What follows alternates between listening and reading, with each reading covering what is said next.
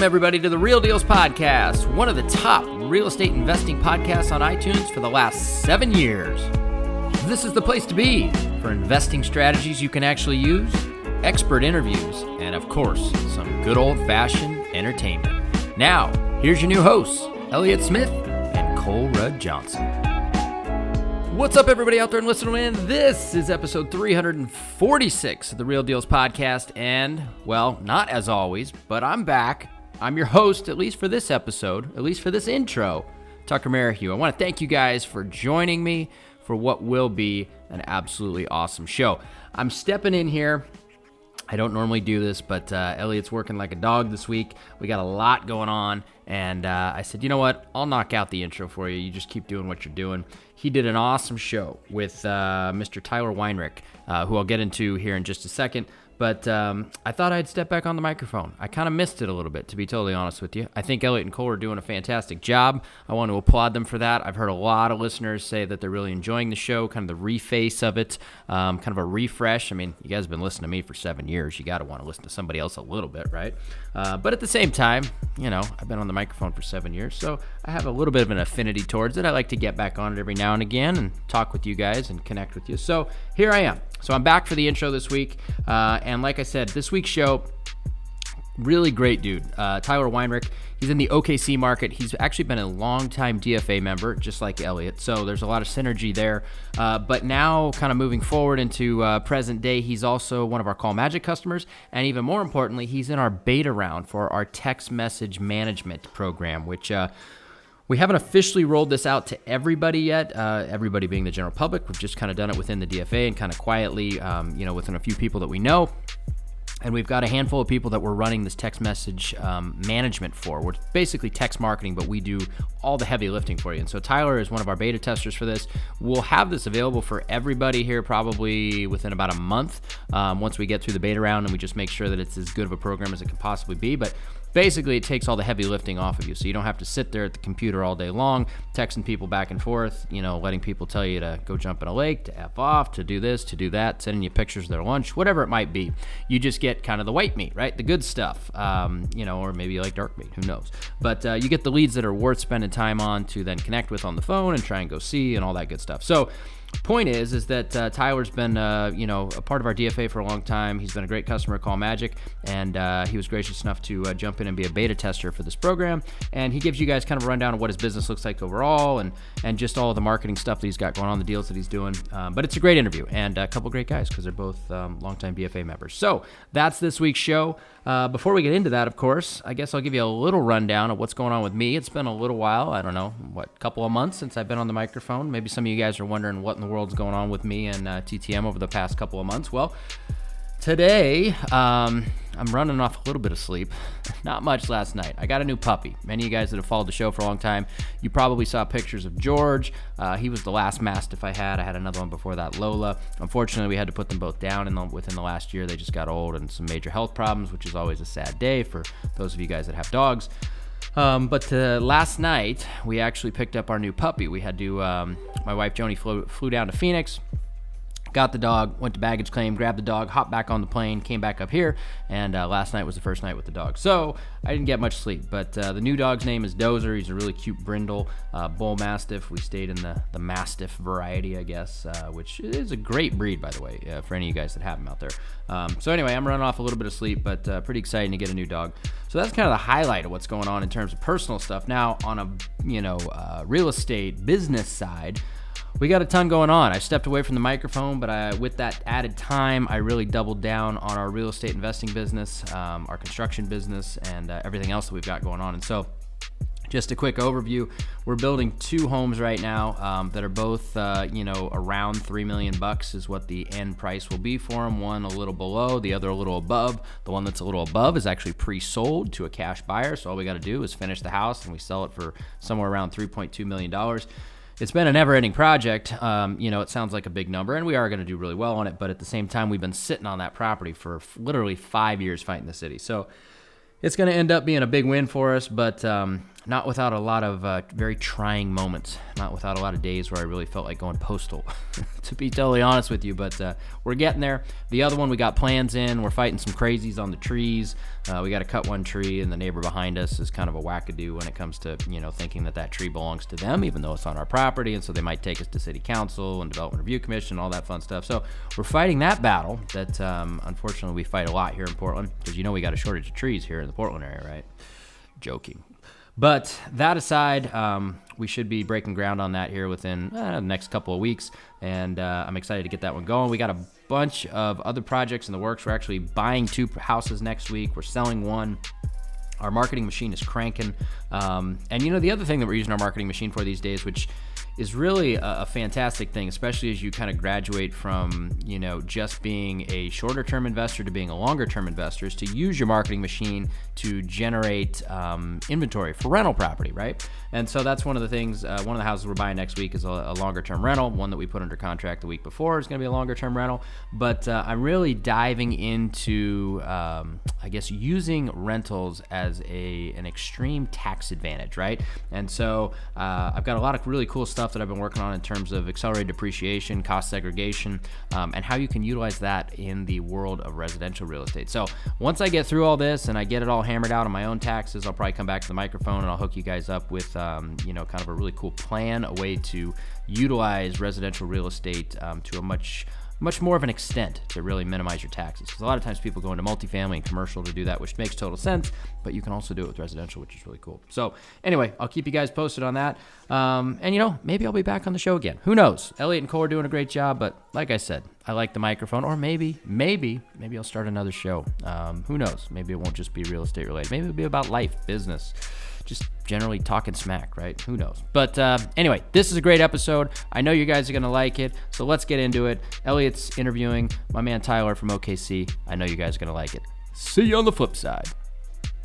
All right, Real Dealz podcast listeners, I want to talk quickly about our show's sponsor, Iron Bridge Lending. If you guys have not reached out to Iron Bridge already to talk to them about funding some of your upcoming flip projects, I highly encourage you to do so. I've known the owner of Iron Bridge for a very long time. I've personally borrowed millions of dollars from them over the years to do a number of different projects, and I can say without a doubt, they are the best hard money lending company I have ever come across, and that is the reason why they are the sole sponsor of this show. I've had a lot of other companies reach out to me and want to sponsor this show, but I just won't do it. I feel like I need to be genuine in who we have sponsoring the show, and it needs to be somebody that I've personally done a ton of business with. So I personally vouch for their ability to be the best, hands down, in the world of hard money lending. You won't find better programs, you won't find better terms, and they're lending or will be lending in over 20 states. So chances are, if you're hearing this in whatever state you're in, it's definitely worth it to check out their website, reach out to them, see if they're lending in your state, and if they are, I would absolutely encourage you to do business with them. Another very cool thing to note is that they have a program for most rehabs where you can actually borrow up to 90% of the purchase price. Now, this is given the fact that you are actually buying a deal, which if you're listening to the show, that means you probably are. But if you have an actual deal on the table, they'll fund up to 90% of your purchase price, and they'll even give you rehab funds on top of that, which means that it only takes 10% down to get into a project, which is unbelievable in the hard money world. So do yourself a favor, reach out to Iron Bridge Lending, have a conversation with them, see if they're a good fit for you and for your next project. I can guarantee you that you'll be happy that you did. Welcome, Real Dealz podcast guests. I am here today with Tyler Weinrich out of OKC. We've been in the DFA together for, 6 years, 5-6 years, ever since I first started. We actually kind of had a very similar path. I think we've kind of went full-time around the same time, and we kind of been growing together and been buddies, Facebook and talking, and really grown a better relationship this year. So with all that, Tyler, welcome to the podcast. Thanks for coming on, man. Thanks. Yeah, glad to be here. Yeah, awesome. So why don't we just get started? Kind of tell people who you are, what you do, and go from there.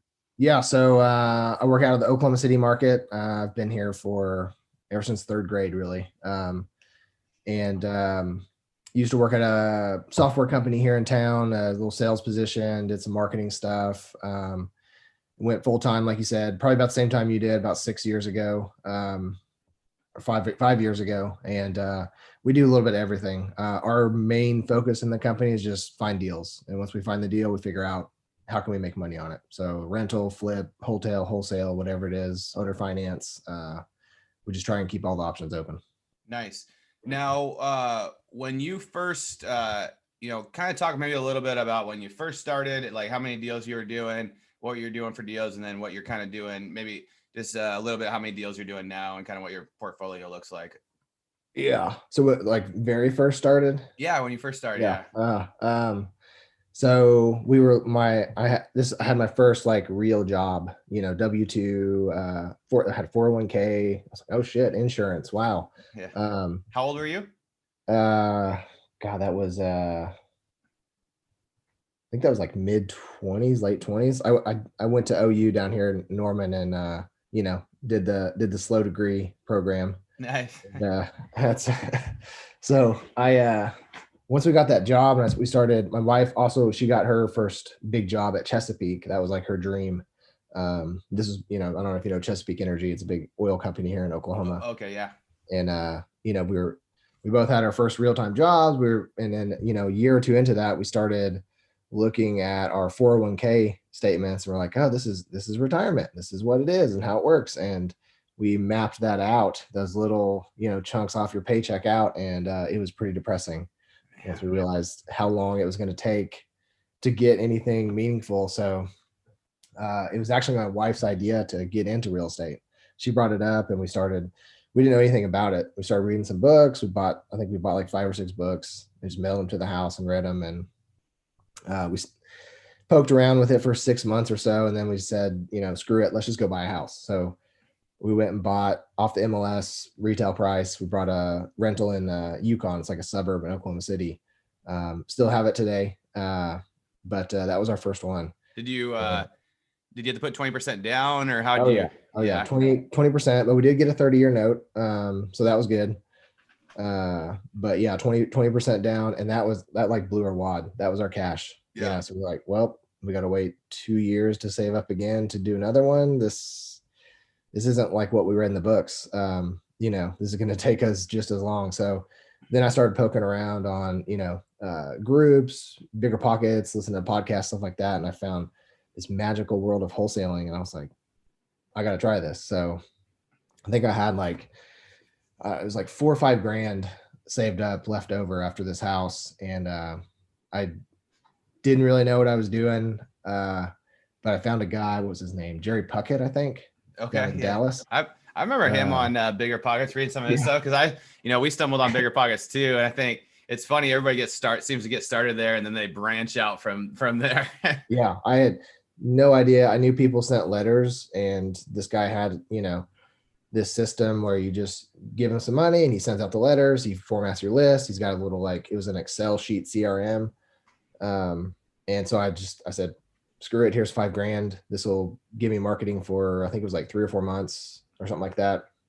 There's a whole campaign it would send out every month and just started taking calls. Like I had no idea what to say to the people, what to do. I think I was still working full time at the time. So I would, I'd get calls when I was at work. I'd have to take my lunch break to answer these calls, go home, call these people back, go set up schedules, appointments for the weekends. And I fumbled my way into a deal that just I remember marketing.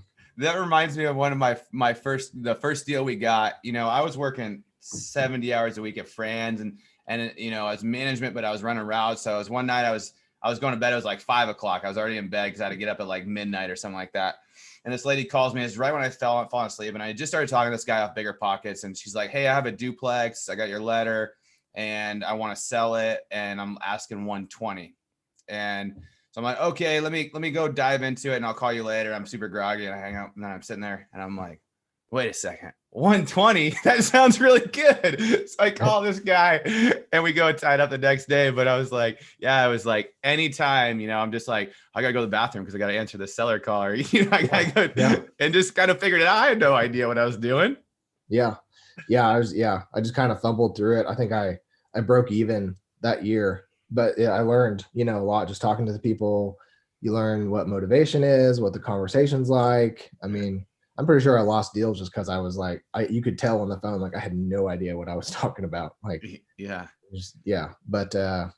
got through that. And then just started, I think I made a little bit of money on the tail end of that, put that back in to the marketing, tried new things, and just kind of grew it and grew it. Nice. Now, if you were to go back, knowing what you know now, but with the same finances and the same everything that you had when you were working your job and you had to go do it, what would you go do right now? If you had to go if you're like, I'm starting again, I know this, but I'm back to, 5 or 6 years ago.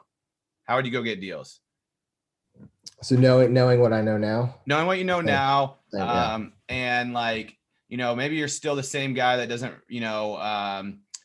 still hasn't learned conversational skills or things like that. But and really the question is like, if somebody's getting started, it's always, Tucker's podcast, the first, was always been a good podcast, but his first 50 to 100, I don't know about you, but that was probably right when we both got started, was just friggin' awesome. And he really dove into these things. So if you were to go back and like start again, like I always say, if somebody put a gun to your head and you had to go back, you had no money and you're going to go get Dealz, what would you go do?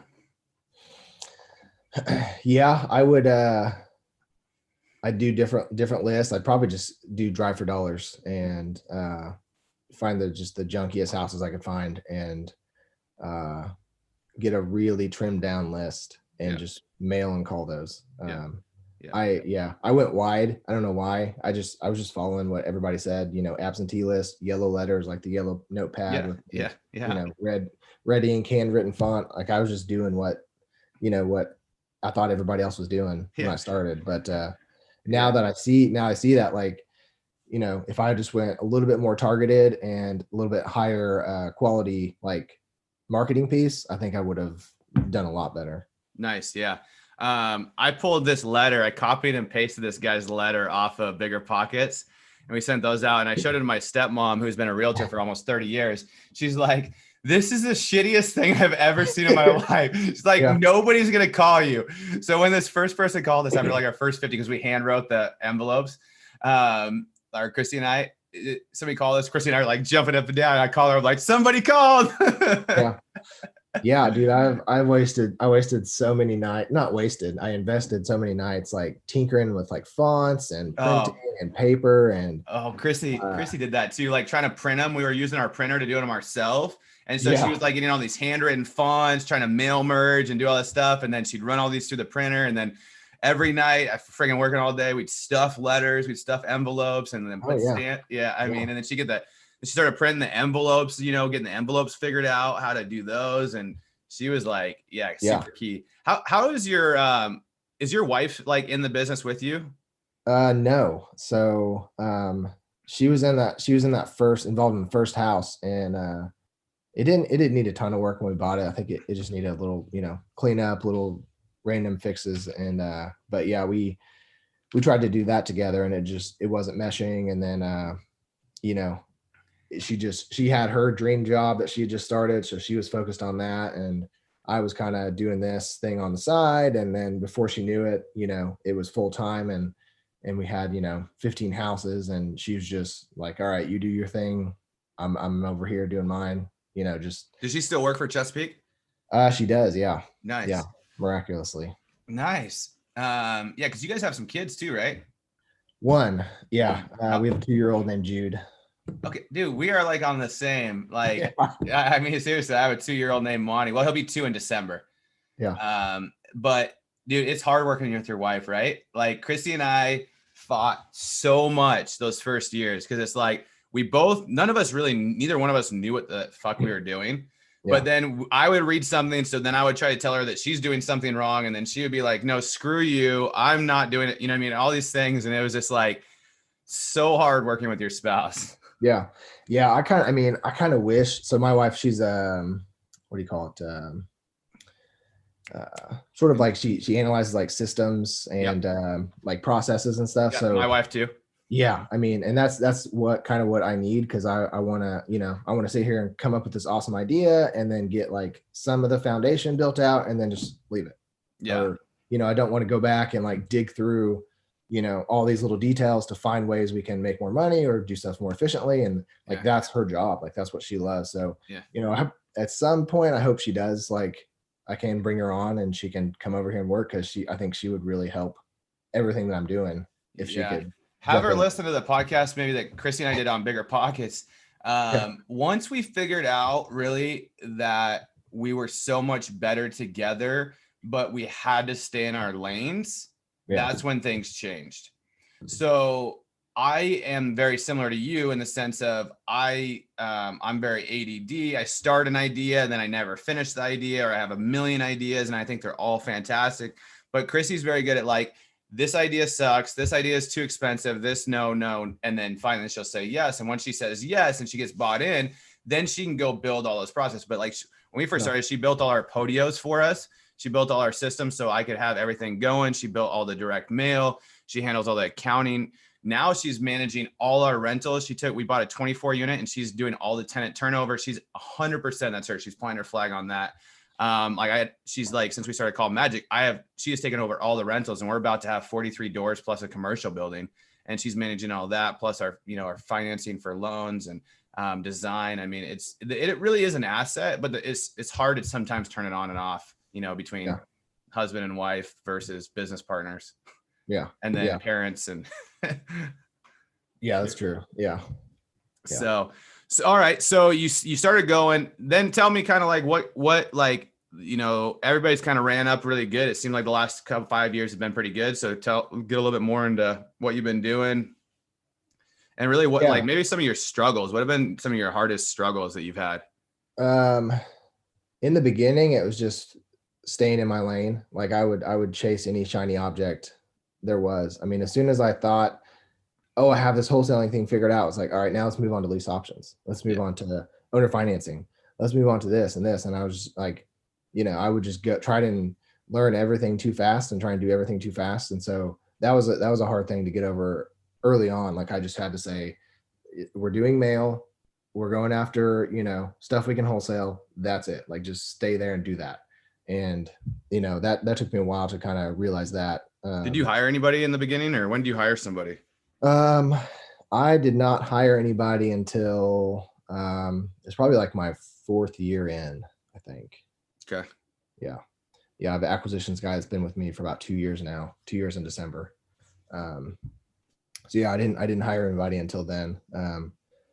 Although once I did hire somebody, it was like, why didn't I do this 2 years ago? Like what took me so long to get this? So I guess another struggle is just kind of like letting go of some stuff and having that mindset of like, I don't have to do everything. I don't have to touch everything. Like I can have other people that can work with me in the business and, they can take a lot of that off my plate. So that's been a real focus this year and last year. How are you on training? Because I suck at training. I'm like very impatient and I'm like, just go figure it out, because I'm a guy that just goes and figures it out. And so then I expect these people to like, here's a little bit and then go figure out the rest. I mean, I was bad when I was training guys at France too. Yeah, I've always been, I've always been good at training and teaching. I used to do like, I was a math tutor for a long time. So I would, I have that, like, I don't mind training people or doing any of that. But I mean, a lot of the people I've hired now, like they're, one of the things I look for in them is that they can like go, they already know a little bit and they have that kind of mindset to go and figure stuff out before, they don't just come to me and say like, what does this button do? Yeah. Or how do I send an email? It's like, they already know a lot of the basic stuff. So I'm there to support them is what I tell them. And, we'll do like regular trainings and stuff just to go over, sales processes, company, mindset, things like that. But yeah. How do you structure your pay for your acquisitions guys? I know this is a big question for people when they're hiring the acquisitions guys, because they're like, oh, this person needs something to live. So it's a salary, or then it's a bonus, or a straight bonus, or straight commission. Yeah. There's a lot of ways to go about it. I pay my people a base. They get a base pay. So every month they get a small base pay, which is, enough to just kind of keep gas in the car, pay rent, mortgage. It's not a lot. It's not, if they didn't do any deals, like they wouldn't be happy. Yeah. But it's enough just to kind of keep them going. It's steady money, Yeah. And then I pay them 10% net of whatever the company makes on a deal. Gotcha. So whatever they make. So whether it's a wholesale, flip, Yeah, the wholesales and flips are easy. You know, if we sell it, we make, you know, minus our holding costs, our purchase costs, all of that. Here's what the company made, so you get 10% of that. Okay. On the rentals, it works on equity created. So if we buy a rental and we're all into it for 100 and it's worth 150, I pay them 10% of that 50, the equity that they created for the company. Okay. Do you differentiate, like if I was to sell this, there's selling costs based on that, or is it just a straight 100 to 150 kind of deal? Yeah, I mean, there might be some other costs in there, like refinance costs or holding costs or things like that. So yeah, we try and factor those in there. But I mean, at the end of the day, you know, I always try and make sure it's a little bit on their side. Like I want them to feel like that, you know, they're winning. Like pinch pennies with them and you know, nail them down to the you know, the last dollar on everything. Like I want them to feel like they get part of what they worked for. Yeah. The hard part that I have is my partner tells me all the time is, I don't know if you felt this way, is you start making so much money, right? And you're like, you almost kind of lose sight of reality of like what most a normal wage is, or like what a good living is. Yeah. And then I always want to pay people too much, right? Or like too much too quick. And then like if they don't hit their goals or they don't get excited, you know what I mean? They're not seeing things happen right away. Then they get burned out because I'm too good at selling them on the dream without them understanding the effort that goes into the dream sometimes. Does that make sense? And that's been my hard part. And then I've also just lost sight of reality. So like, to me, $5,000 is not that much money right now. I mean, it is in general, but it's like, it's since you're dealing with so many big numbers all the time. Like I remember when I got my first $25,000 check, and you probably remember one of your bigger checks. I still have a picture of it, right? Like that was a huge deal. Now, you know, we get a $25,000 check, or I get 100 and some thousand back from a deal that I put money into. And it's just like, okay, it's just another check, you know, put it in. Yeah. You know what I mean? And so it's hard because I don't know. Do you struggle with that as well? Like losing sight of reality of like, or are you pretty grounded in reality? Yeah. I mean, I think it's easy to do, especially when you start getting, you know, multiple checks in, you have multiple deals going, and not only do you see the checks you have, but you also see these other deals you have in our contract, or maybe potential ones. You're like, oh damn, dude, I got the whole world. Yeah. Hell yeah. Yeah. And then taxes hit, you know, property taxes, income taxes, you got to pay your guys. You want to do more marketing, and it's like, it's all gone. Yeah. All right, podcast listeners, I want to take a quick break, and I want to tell you about something I'm very passionate about, and that is our Deal Finders Academy, or the DFA, as many of you have probably heard me refer to it as. Now, the DFA has been around for almost 7 years, which is amazing that we've had it around that long, and we've had one hell of a track record with some of the biggest names from across this business having been a part of the DFA or are still a part of it today. And some of those names, just to drop a few on you, are Justin Silverio from Open Letter Marketing, Ryan Dossie from Call Porter, Jason Nickel from a little company called Lead Sherpa, Anson Young from Bigger Pockets, of course, many of you know him. How about Robert Hyder and Philip Vincent, two fine gentlemen from the greater St. Louis area who need no introduction, are very well known. How about Mr. Danny O'Bannon, the original Spokane Project, a guy that I pulled back out of a day job and turned him into a crazy successful real estate investor. And of course, Artem Tepler, who's building hundreds of millions of dollars worth of multifamily all over the greater Los Angeles area. And of course, last but not least, both Cole and Elliot, who are now the hosts of this show.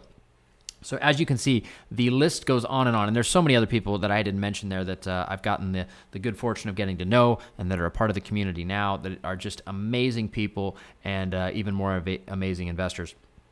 But for you that are a listener of the show that may be thinking, hey, you know what? I might be interested in joining that group. Here's what you get, right?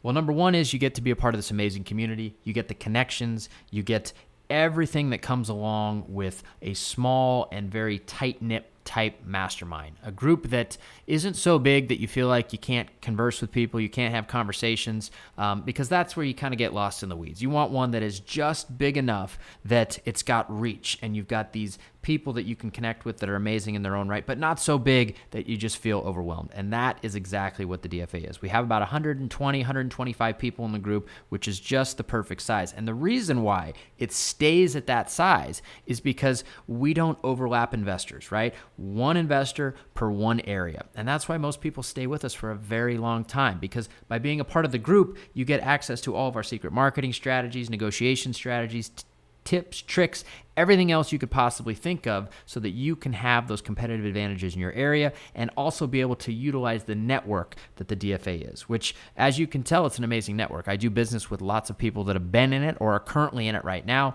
and plenty of other people in the group have made lifelong friendships and business partnerships within the group also. So if you're interested in joining the DFA, which I strongly encourage you to do, go to thedealfindersacademy.com, book a call, you'll chat with Dan, we'll see if we've got room in your market for you, and if we do, we'd love to make you our next DFA member.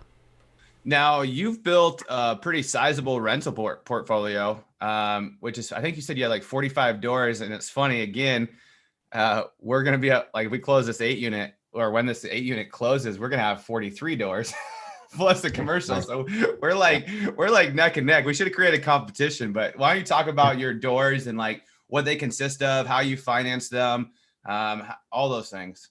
Yeah. I really didn't start keeping rentals until it's probably like 2.5 years in or so. I just never thought to talk to a bank. I didn't think I could get financing for it. So eventually I realized, like, hey, I can get these loans now. Like let's start keeping some of these. And I tried to keep a lot in Yukon. It's a good school district, probably like a B to A kind of neighbor area. What's your median? What's the price points there? I'd say probably the median is probably 160, 180, somewhere there. So good, solid area, a lot of families, and rents are really high. So I started keeping anything we bought out there. It didn't, like, whatever it was, if it was in Yukon, I was going to keep it. Okay. And I had a bank. I got really lucky. Everyone always talks about relationships and building a good banking relationship. I had this guy at First Liberty Bank. He had 2 first names. Frank Craig was his name. That's Midwest down south kind of names. Yeah, he was the first banker I worked with, and I mean, he took the time to like talk to me and explain things and come out to the houses. I mean, he was just like super helpful. So I got started just, I would, any way I could finance it, bank loans. I got into private money fairly early, I'd say. Like I had a buddy from college that he worked for a Forex exchange company, and he was just looking for ways to invest. And we started talking, and before I know it, he was funding a house or two a year. And so I started using that. And then I like to get a few houses together, rental houses, get them remodeled, rented, and then refinance them. What rates do you have? Any like I have one rental that's private money, but it's like a 6% interest only loan. Do you have any like creative financing on rentals, or are they all back to like 30-year fixed right now? You mean with the sellers? Just anything. I mean, that one was a private lender, but like, do you have you done owner, you were talking earlier about, getting into owner carries, lease options, things like that. Did you ever use any of your creative stuff on rentals or? Yeah. So we're I think next week we're going to refinance out of a owner finance deal we did on 5 duplexes from this guy that was retiring. I did I think it's like $750 purchase with $50 down and interest only payments for 2 years on that one. Nice. And what was your interest rate? I think it was like 7 Okay, and a quarter maybe. Yeah. It's freaking those deals. Like, it's funny. People are like, oh, interest only, I'm not paying any debt down. So ours was a 3-year minimum, a 7-year term. But we bought it for 100, put like 10 into it. It was basically ready to go. That thing is now worth like 2.25. We still owe the 100 from our lender, but we've been paying $500 a month to them. Yeah. We're about to refi that out because the rates are so stupid right now. But I mean, that thing cash flow, it was renting for like $1,100. I mean, the cash flow was amazing. Yeah. That was, yeah. I mean, that was the same way with mine. Like it was, it's in Yukon and prices have really gone up over there. And these are, 1980s built. So, pretty perfect. solid brick, like buildings. Like, yeah. So so if you were to stop right now, like say you stop flipping, wholesaling, and you just took your rentals that you have right now, are you guys out of the rat race? Yeah. We kind of, I think we would be if I cut everything off and just said, screw it. Like we're just the rentals. Like, yeah, we'd have enough. And you still live a good life. And yeah. We came up with, the exercise people go through where they're like, how, what's your number? Like what do you need to make each year to live the life you want, and we sat down. We haven't done it in like a year and a half or so, but I think it was like 320 or 350 was our number. Like that's what we need income wise to just, have a nice house, take a bunch of trips every year, eat out, support a 2-year-old. So that was kind of our goal. Like, we're not out there to like buy yachts, buy jets, take over the world. Like, what I got a Rolls Royce I was going to sell you after this, Oh, sweet. Yeah. Yeah. No. And that's the same with Christy and I, there's such a huge difference, I think, in this business. I know people always talk about like doing a ton of deals and having this huge business, but then there's also, man, that's really stressful. And I want to be a good dad and I want to be a good husband. And so maybe speak to like what your thought process is on like the balance between life and running a business. Yeah. It's always hard. I think, in the beginning, I was just, I would go anytime work called. Like, didn't matter if it was 9 p.m, I'd go look at a house or whenever. Like, I was just, I was always there. And then, I think after, I think I did, what was that? Like my 3rd year, I think I did like 60 or 70 deals. And it was like just me. I was like, I'm not like, I was answering calls. I was printing letters. I was running the mail house out of my house. Like it was, I just didn't want to do that again. And, so then I started kind of just giving myself a schedule. Like, I'd make sure I set aside time to do things I wanted to. Now that we have, our kid, it's like, I usually go pick him up from daycare at like 4:15. So my day is over at 4:15 so we can go to the park and play. And so it's just making sure you like fit, that those things you want to spend time on in there. It's hard. Adulting's hard. Yeah.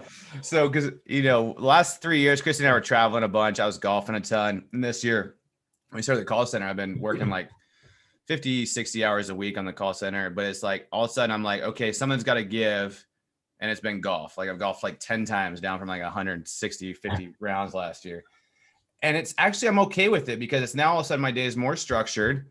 I go to the gym in the morning. I got my me time and then I work till about 6 usually. But I'll help Chrissy if she wants to go to the gym and stuff at night. Like I'll take over at 5:15. But then it's, then it tries to be family time. And, I'm not going out with my buddies all the time or in the evenings as much. And so it's just hard. I don't know. Have you found it hard with a 2-year-old to like stay focused?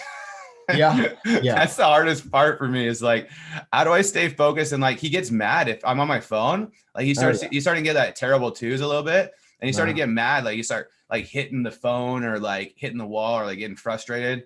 Yeah. He always tells me to put it in my pocket if I have my phone out. So he's really? On top. Yeah. But it's weird. He'll if I'm trying to work and he's home, he won't let me work. But if my wife is here, like she'll just leave him alone. Yeah. She's like, oh, sure, you can work. Go ahead. Yeah, same. He's like, like, start typing. He's over there. Yeah. Hitting my computer, trying to close it. Yeah. Gotta show me something. Yeah.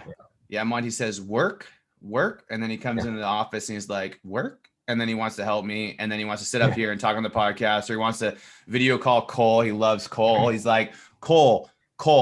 And so I'm like, you want to call? Or he'll pick up my phone and he'll be like, Cole, he wants to call Cole, or Cole bought him this like bike. And so he loves Cole. So we have video calls with Cole. But so what's been going on this year? I know like you did like what, a little over 50 deals last year, somewhere in there. And then what happened this year, obviously the pandemic hit, you probably had all your goals going into this year. And then all of a sudden you're like, oh shit, what are we going to do? What's going to happen? Like everybody else. Yeah. What's kind of been this year? It's actually been, I mean, aside from all the, crap that's been happening, like it's business wise, it's been a pretty fun year. I think we'll double what we did last year before the year's out. On deals or revenue? Revenue. Okay. Yeah. So probably the same amount of deals, but twice the profit. Nice. So we haven't kept any rentals this year. That's been a change.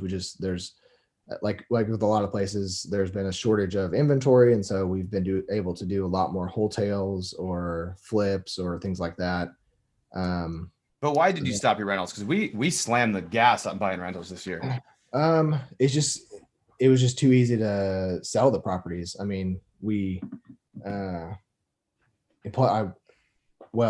part of the reason was the market was just really hot market. So it was easy to sell them, easy to get, decent prices for them and good spreads, but also just trying to kind of, I always like to have a safety net built out before we kind of take the next step, so now we have these 45 rentals and that's like our safety net for the business. So if things don't go right in the business, these rentals they're constantly putting in money. So they're constantly absorbing some costs.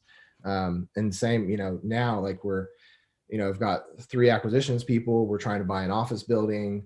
We're trying to get into commercial stuff. And so, trying to build up some cash so that we can make some of those moves and in a safe way, Yeah. So selling all those properties this year, we've been able to put back some cash and kind of operate, kind of speed things up, do more marketing, the cold calling, the texting, stuff like that.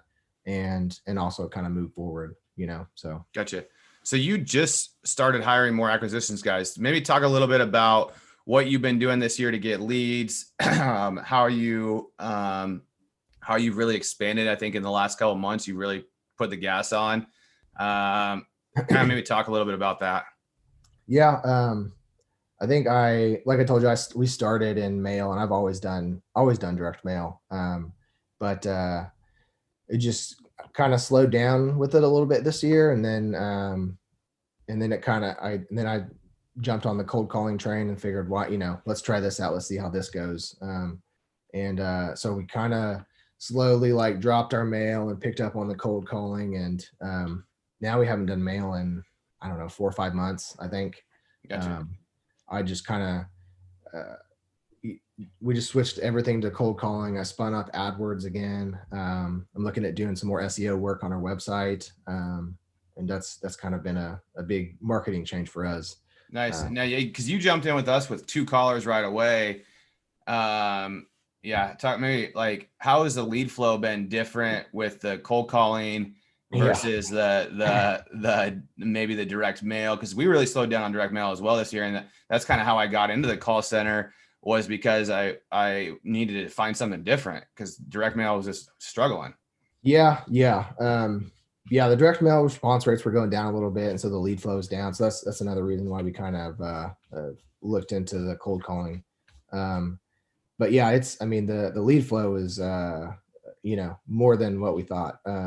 It kind of overwhelmed us at first. We got too many and we had to, adjust our systems, adjust our people to get used to handling all these and just keeping up with them. So that's been a challenge, but the lead flow has been great coming from those. Nice.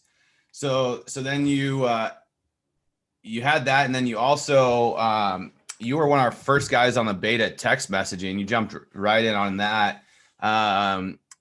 Maybe talk a little bit how adding that lead flow, what's that doing? I know we're only a month into that, but maybe a little bit of the difference between the cold call lead flow and the text messaging lead flow. And then also what have you kind of figured out, the best systems and processes so far that you think you have to do to manage these leads and proper expectations, and what you need on a systems basis.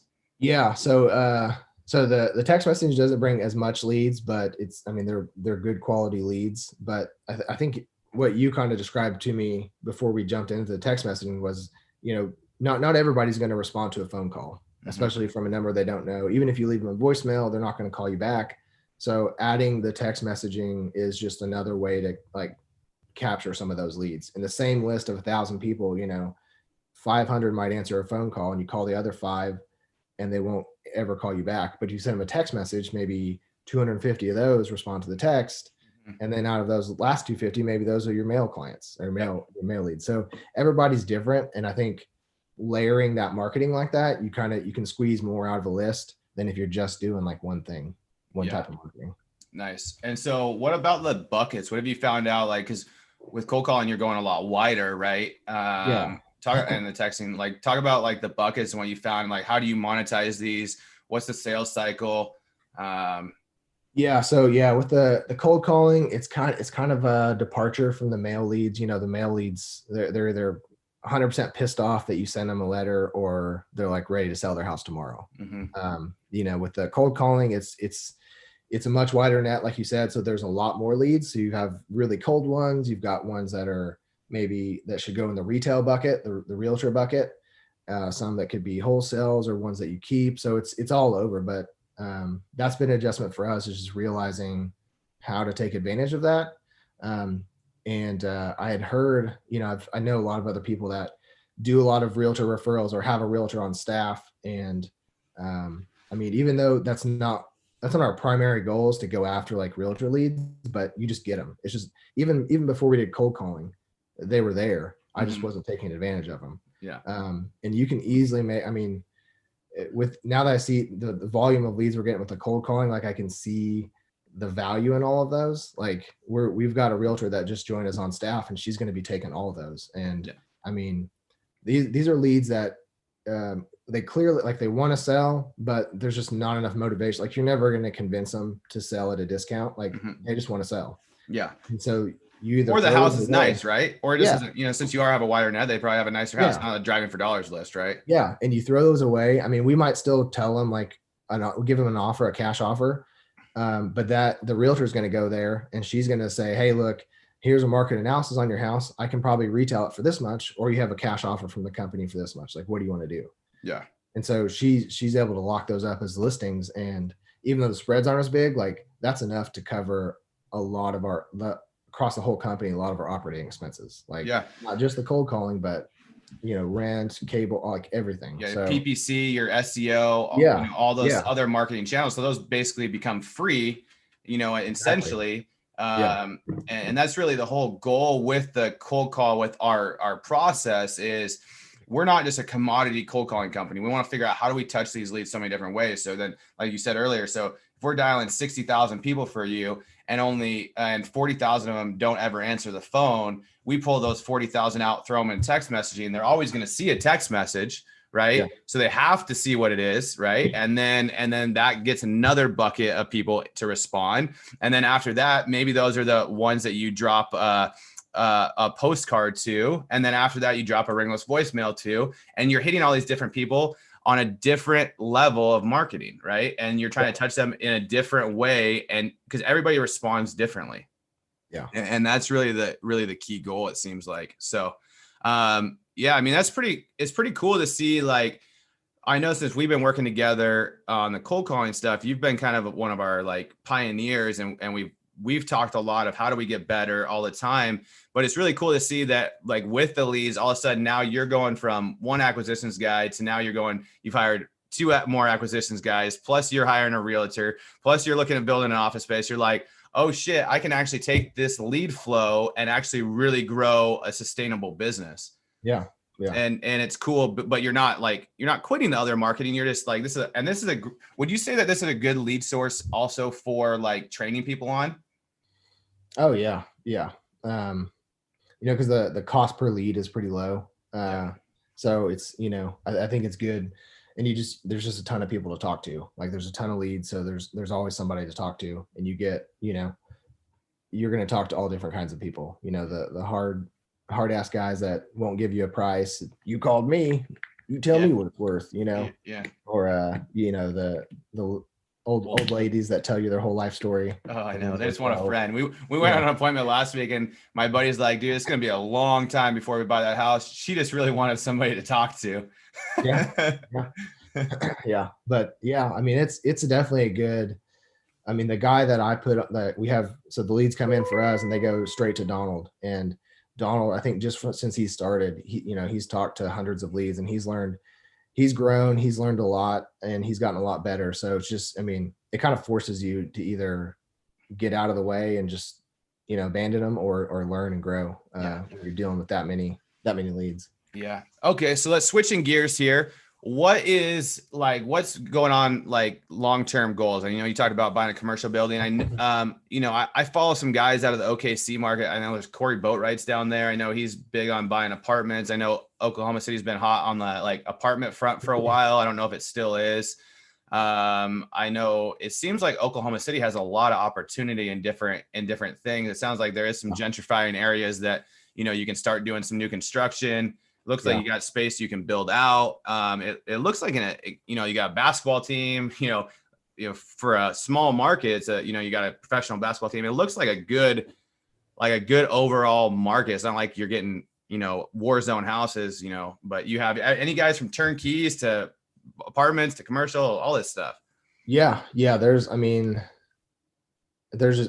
think that's true in a lot of markets. There's so many different ways you can make money in real estate. I mean, it's just whatever you want to go after, like it's there, in this market and in any market. I mean, that's commercial, land, mobile homes.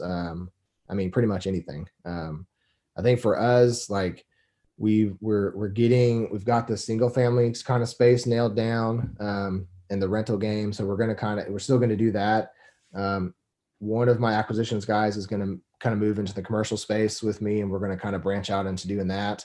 And when you mean commercial, what do you think in commercial?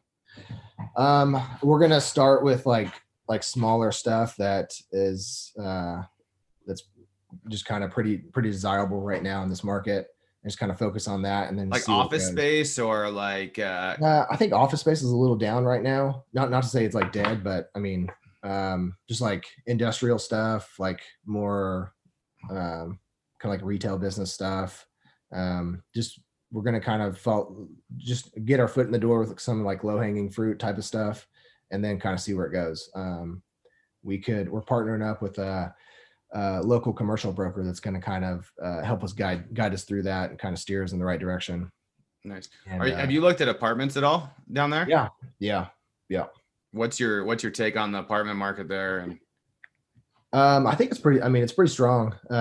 Oklahoma's really good rental market, and we're a growing city. We still have a lot of growing to do. So there's even still, I think there's a lot of opportunity in apartments. I have some friends that just bought a 62 unit that was like down to the studs with rehab.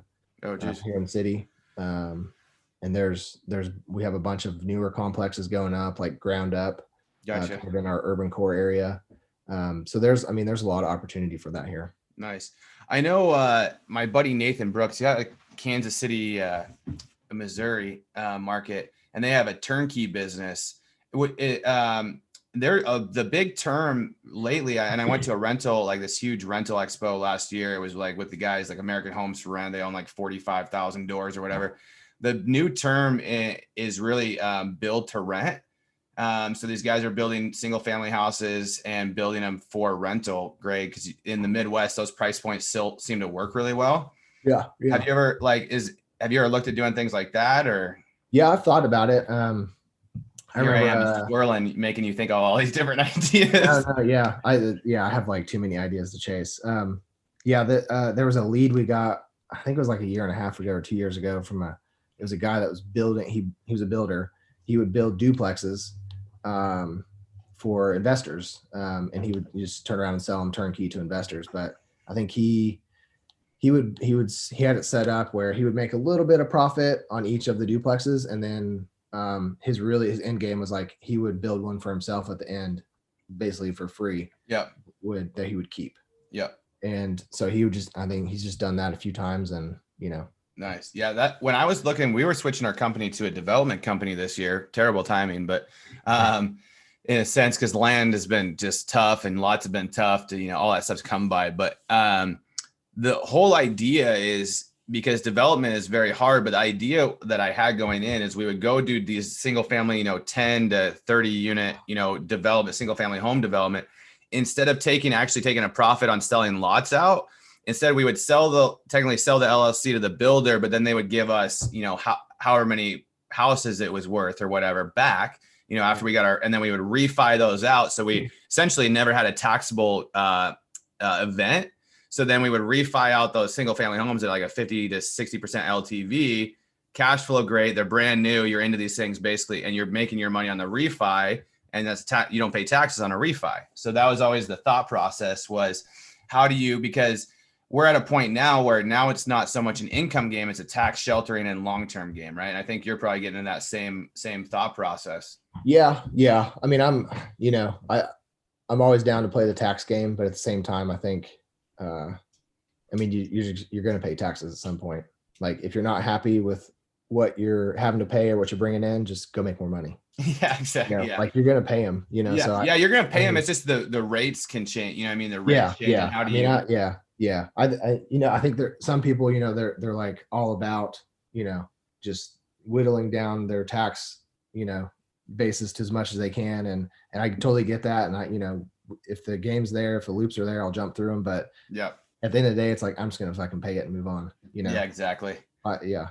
So cool. So what's the future? You guys gonna have another kid, or you guys? I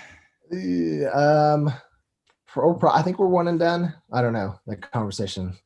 Yeah, I don't know. It's a hard yeah, we're right there. Yeah. Tucker always tells me I gotta have another one. The problem is my first one's pretty good, and I just don't want to have a second one that's like opposite and terrible. I know. Yeah. Or twins. That was or twins. Yeah, exactly.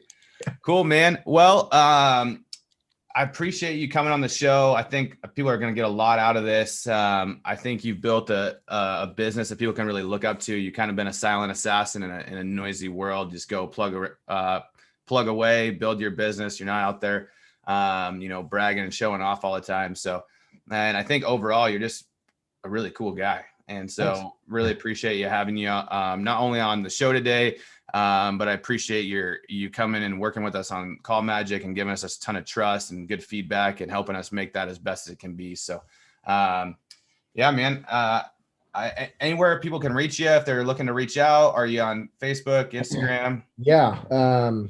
I'm on Facebook, Tyler Weinrich. You can find me on there, or just email me, tyler@wpropertiesok.com. Or you can text me at 405-350-8071. Man. All right. Write that down, guys. Yeah. Text. Yeah. So, all right, man. Thanks for coming on the show today. Super pleasure. And we'll see you guys next week.